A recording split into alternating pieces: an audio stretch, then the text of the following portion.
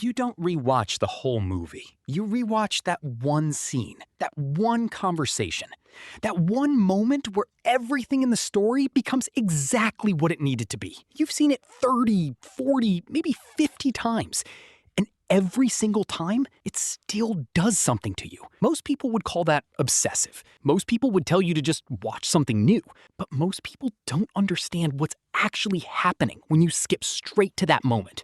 Tonight, we're going to, because the scene you keep going back to is not random. It never was. And what it says about you is more specific, more personal, and more psychologically significant than you've ever been told. Here is the first thing neuroscience tells us. The brain does not process all moments of a story equally. When you watch a full film, your brain is doing a lot of background work, tracking characters, following logic, managing expectations. It is engaged, but it is spread thin. It is processing everything at a moderate emotional temperature. But when a story reaches its emotional peak, when the dialogue hits exactly right, when the music and the performance and the writing all converge into a single perfect moment, your brain does something completely different. It floods. Dopamine, norepinephrine, sometimes even cortisol if the moment is tense enough. The brain marks that moment in a way it marks almost nothing else in daily life. Researchers call it a peak emotional experience, and what makes them unusual is that the brain doesn't just remember them, it craves repetition of them. This is why you skip the beginning. This is why you skip the middle. Your brain already ran the full film once. It did the work. It found the peak. It tagged it. Every rewatch after that is not about the story anymore. It's about returning to the moment your nervous system recognized as significant. Think of it like this. If you went to a concert and one song made the hairs on your arms stand up, you don't go home and replay the entire set list. You replay that song. You replay the moment the chorus hit. The brain is efficient. It knows what it came for. People who skip straight to their scene are not being lazy. They are being precise. They have located exactly what their emotional system needs, and they are going directly to it. That is not avoidance. That is self-knowledge. Now, here is where it becomes genuinely interesting, because if you look at the scenes people rewatch obsessively, not generally, but specifically, they fall into very distinct categories. And those categories tell you something precise about the person watching. The first category is confrontation scenes. The moment a character finally says the thing they have been holding back the entire film. The moment they stop being polite and start being honest. The moment they walk away from something that was never good for them and do not look back. People who rewatch these scenes obsessively are almost always people who carry things they haven't said. People who have swallowed words for years. The character does what they haven't done yet. And something in the brain responds to that as if it were a rehearsal. The second category is redemption scenes. The character who lost everything and built it back. The character who failed publicly and came back quietly. The moment the underdog wins. Not loudly, but inevitably. People drawn to these moments are people in the middle of something hard. They are using the scene as evidence that the other side of difficulty is real. The third category is connection scenes. The quiet moment between two people where everything unspoken is finally understood. No grand speech, just recognition. People who rewatch these moments are almost always people who have felt deeply unseen in their real lives. And the scene gives them a version of being understood that they haven't found outside of fiction. Your scene fits into one of these categories, and whichever one it is pointing directly at something unresolved in your actual life. There is another layer to this that most people completely miss, and it has to do with emotional regulation, the way human beings manage states that feel too big to carry. Psychologists who study mood regulation have identified a behavior they call affect regulation, the deliberate or semi-deliberate use of external stimuli to shift an internal emotional state. Music is the most commonly studied version of this. Someone who is sad puts on a sad song, not to feel worse, but to feel accompanied. Someone who is angry puts on something driving and loud, not to escalate, but to externalize and release. Rewatching a specific scene works exactly the same way, but it is more precise than music because it involves narrative. It involves a character going through something and coming out the other side. The viewer is not just matching their emotion to a sound.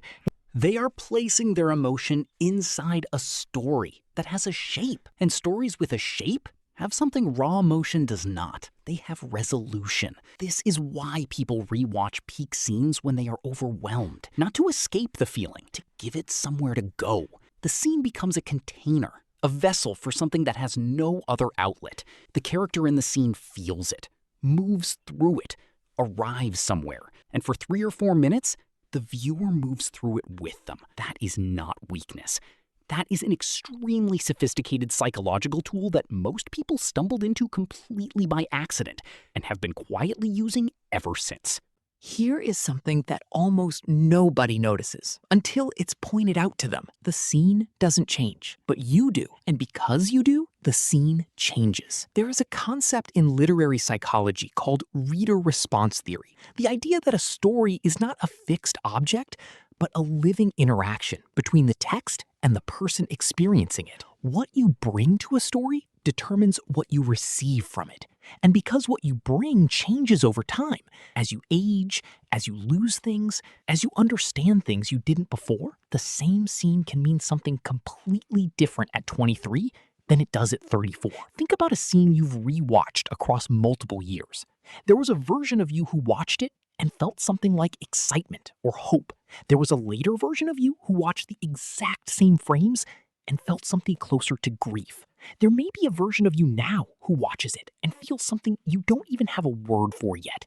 Something that sits between recognition and longing and a very quiet kind of peace. The scene is a fixed point. You are not.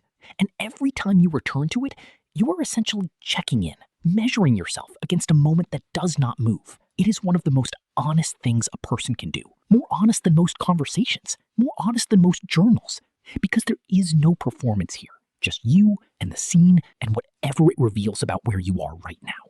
So what does it mean to be the person who skips straight to that scene? Here is what the psychology actually says.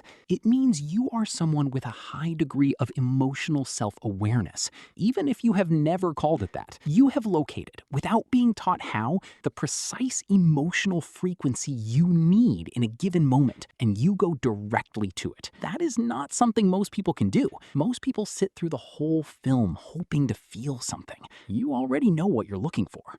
It also means you are someone who processes things through story, not through talking, not through journaling, not through analysis, through narrative, through watching a character move through something the way you need to move through something.